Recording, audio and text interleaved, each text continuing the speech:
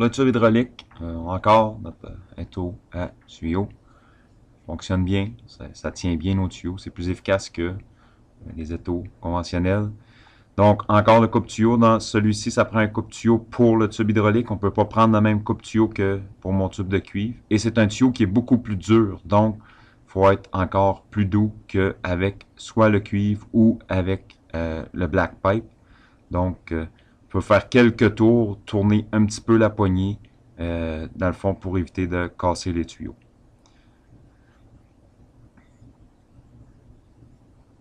Pour le cintrage, donc, ce qui est bien important, c'est qu'il faut suivre notre plan comme il faut. Donc, à l'aide des outils de mesure, on va prendre les mesures sur mon tube hydraulique.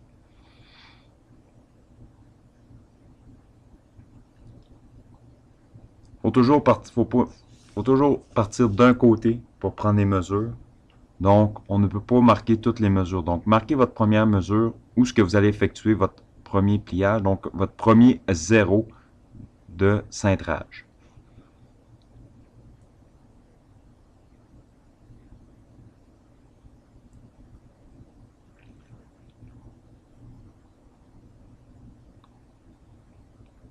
Vous allez venir insérer votre tube, donc, dans ma cintreuse, pour vous assurer que vous avez le même rayon que vos calculs pour votre cintreuse et le bon diamètre de tuyau également. Donc, vous allez venir insérer votre tube dans la cintreuse et vous allez aligner la ligne sur le zéro.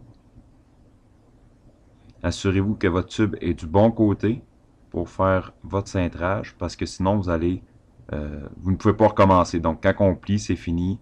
Mon tube, il est plus bon. Donc on vient aligner ma ligne sur mon zéro.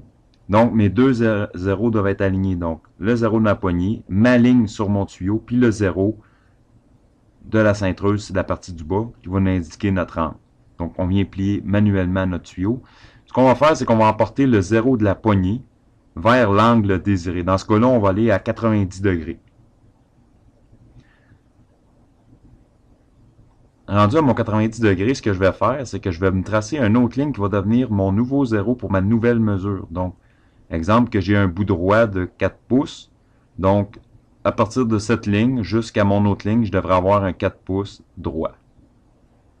N'hésitez pas, si vous avez de la difficulté, vous ne comprenez pas, venez voir votre enseignant. Avec ça, ça va être moins de risque de gaspiller du tuyau pour rien. Donc, ma nouvelle ligne devient mon nouveau zéro, comme je l'ai dit tantôt. Puis ce que vous allez faire, c'est que vous allez réinstaller votre tube.